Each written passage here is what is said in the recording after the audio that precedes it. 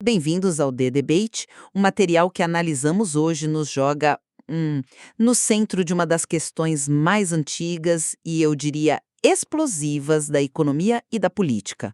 É possível organizar uma sociedade complexa, moderna, sem um mercado livre?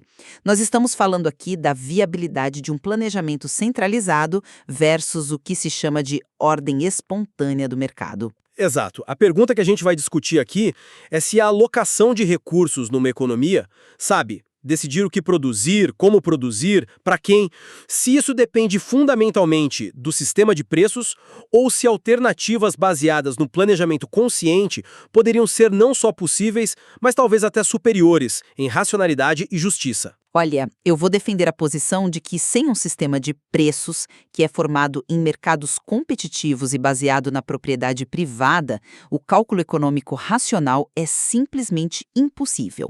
E do meu lado eu vou argumentar que o mecanismo de mercado é inerentemente caótico e irracional em muitos aspectos e que alternativas que combinam planejamento com mecanismos de mercado ou mesmo que se baseiam na cooperação descentralizada são perfeitamente viáveis. Ótimo. Então, vamos começar pela minha posição, que se baseia no argumento clássico de Ludwig von Mises. A ideia é, na verdade, bastante direta. Sem o mercado para os bens de produção, máquinas, matérias-primas, fábricas, não tem como formar preços para eles. E sem preços, um planejador central fica completamente no escuro. Pensa só, você é o planejador-chefe de uma nação. Como você decide se uma nova linha de transporte entre São Paulo e Rio de Janeiro deve ser um trem-bala, que usa muito aço e eletricidade, ou uma nova rodovia que usa asfalto e concreto? Bem, eu imagino que se olharia para a necessidade, né? Para a engenharia, para a eficiência técnica de cada opção. Mas eficiência é justamente o problema. Eficiente em relação a quê? Aço, eletricidade, asfalto.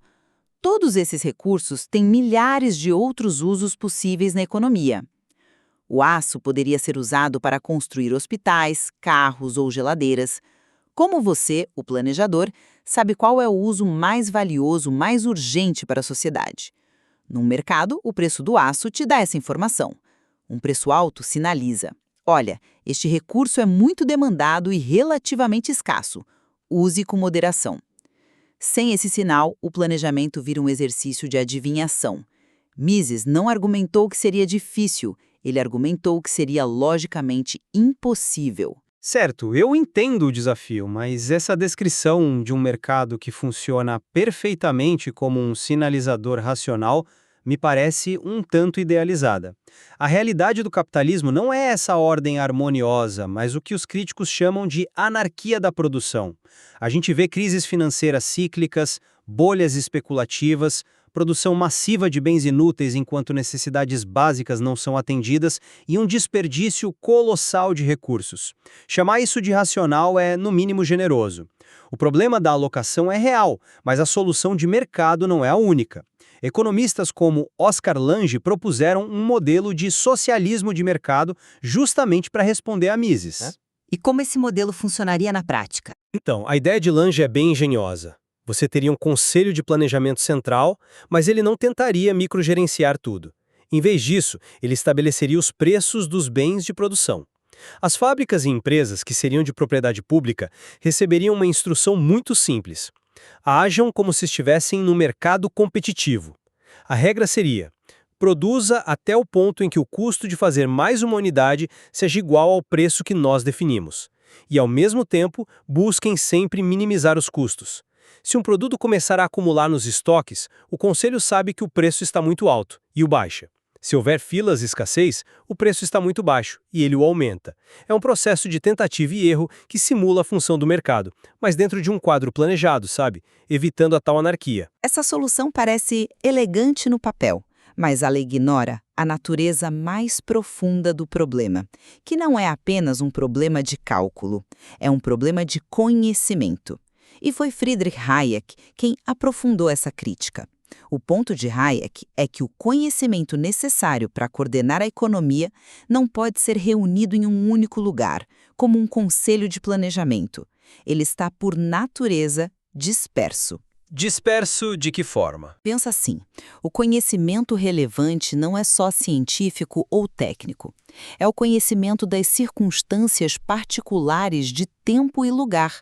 É o que o gerente de uma pequena fábrica sabe sobre uma máquina que está ociosa, o que um agricultor sabe sobre as condições específicas do seu solo, o que um corretor percebe sobre uma mudança sutil no humor do mercado. Esse tipo de conhecimento é local, é prático, muitas vezes até tácito, a pessoa sabe, mas nem consegue articular direito. É impossível coletar tudo isso e enviar para uma autoridade central em tempo real. O sistema de preços resolve isso de uma forma brilhante. Ele funciona como uma gigantesca rede de comunicação.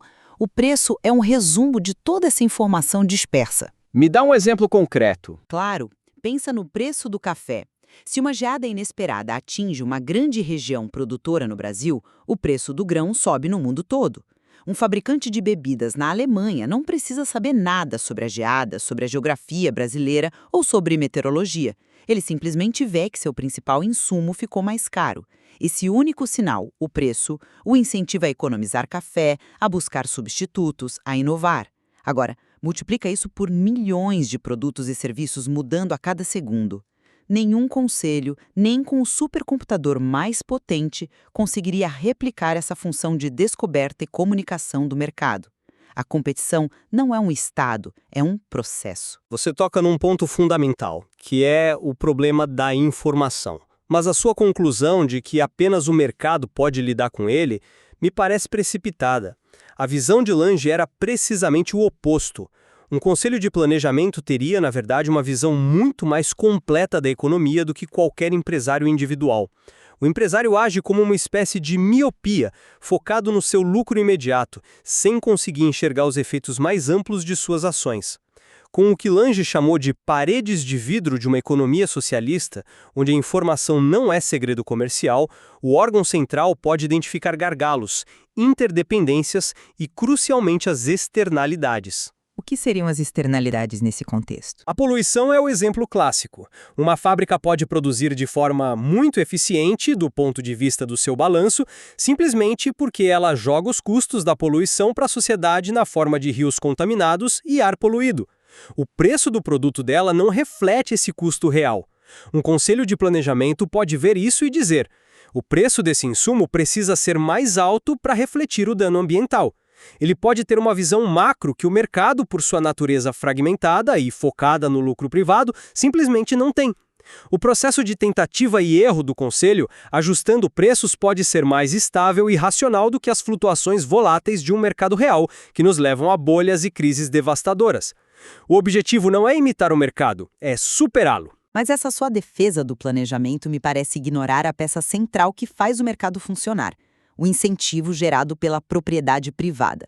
Você não pode ter preços genuínos sem mercados genuínos, e não pode haver mercados genuínos para bens de produção se ninguém for de fato dono deles.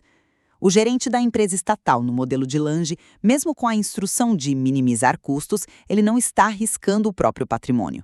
Ele é um funcionário público. A sua tendência será de ser avesso ao risco, burocrático. Ele não tem incentivo visceral de um empreendedor para inovar, para especular, para tentar algo radicalmente novo que pode levar a um lucro enorme ou a uma perda devastadora. Você está dizendo que, sem a possibilidade de enriquecer ou falir, não há inovação? Que forçam os empresários a estarem constantemente alertas, a descobrirem e agirem sobre aquele conhecimento disperso que Hayek mencionou.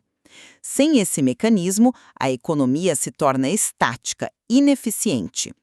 É essa lógica que alguns pensadores como Murray Rothbard levam à sua conclusão máxima. Eles se perguntam: se o mercado e a propriedade privada são tão eficientes para produzir sapatos e carros, por que não seriam também para produzir lei e segurança? Isso leva à ideia de uma sociedade anarcocapitalista, onde até a polícia e os tribunais seriam fornecidos por empresas privadas competindo num mercado voluntário. Seria a expressão final da ordem descentralizada. Olha, com todo respeito, mas aí o argumento vira uma fantasia um pouco perigosa, né? Essa linha de raciocínio fetichiza a propriedade privada e o lucro, ignorando completamente seus custos sociais e humanos. Quando a gente trata o trabalho humano apenas como mais uma mercadoria com um preço, corremos o risco de desumanizar as pessoas e a própria sociedade. O objetivo não deveria ser a maximização do capital, mas colocar a dignidade humana no centro. E existem alternativas radicais a essa visão. A tradição anarco-comunista, por exemplo, de pensadores como Kropotkin, oferece um caminho completamente diferente.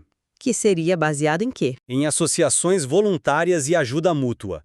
Kropotkin argumentava, com base em estudos da biologia e da história, que a cooperação, e não a competição predatória, é o verdadeiro motor do progresso.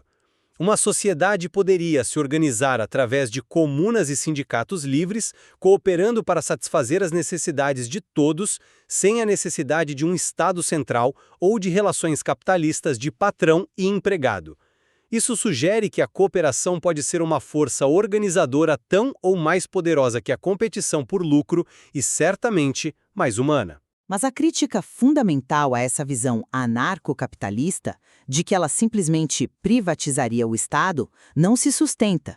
A definição de um Estado é o seu monopólio coercitivo do uso da força num território. Num mercado totalmente livre, as agências de defesa e os tribunais privados precisariam competir por clientes. Eles seriam financiados voluntariamente por meio de contratos. Se uma agência abusa de seu poder, ela perde clientes e vai à falência. É o oposto de um monopólio estatal, que te força a pagar impostos e aceitar sua jurisdição, quer você goste ou não. As hierarquias que surgem no mercado, como a relação empregador-empregado, são voluntárias. Ninguém é obrigado a aceitar um emprego. É um acordo mútuo. Essa distinção entre coerção estatal e liberdade de mercado é, na prática, muito superficial. Numa sociedade sem Estado, mas com as enormes desigualdades de riqueza que o capitalismo inevitavelmente produz, o que impediria uma grande corporação de criar seu próprio exército privado, seus próprios tribunais e suas próprias leis? Ela se tornaria um Estado privado, um feudo corporativo. E a ideia de que a relação de trabalho é puramente voluntária é uma ficção quando a alternativa para a maioria das pessoas é a miséria. Se você precisa escolher entre aceitar um trabalho com condições precárias ou não conseguir alimentar sua família, isso não é uma escolha livre. Você está dizendo que a necessidade econômica é uma forma de coerção? Exatamente. O anarquismo histórico, em sua essência, sempre se opôs a todas as formas de hierarquia e dominação injustas, sejam elas do Estado, da Igreja ou do capital. O anarcocapitalismo, ao preservar a propriedade privada dos meios de produção, mantém a mais fundamental das hierarquias, a que existe entre o proprietário e o não proprietário, o empregador e o empregado. Ele apenas troca o governante estatal pelo corporativo. Uma sociedade verdadeiramente livre seria uma sociedade sem classes. No fim das contas à luz do que a gente discutiu, me parece claro que o desafio de coordenar uma economia moderna sem o feedback do sistema de preços continua sem uma solução prática e convincente. As propostas de planejamento, mesmo as mais sofisticadas, como o socialismo de mercado, subestimam a complexidade do problema do conhecimento e o papel, eu diria, insubstituível do empreendedorismo. O processo de descoberta, impulsionado pela competição e pela propriedade privada, é o motor que permite que a sociedade se adapte e inove.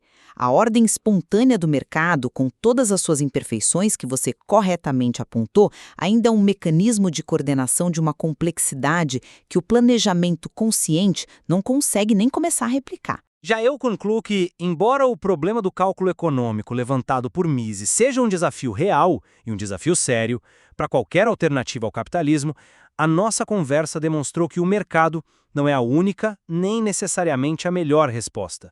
Ele gera suas próprias irracionalidades, profundas crises, desigualdade, desastres ambientais que o planejamento busca justamente superar. Modelos como o de Lange foram pensados para enfrentar o desafio de Mises de frente, enquanto visões mais radicais, baseadas na cooperação, nos forçam a questionar as premissas de um sistema baseado no alto interesse individualista. A busca por uma organização social que seja ao mesmo tempo racional e justa, ela está longe de terminar. Então, talvez a questão fundamental que emerge do material que exploramos não seja apenas uma escolha técnica entre cálculo e caos. É uma escolha sobre os valores que uma sociedade decide priorizar.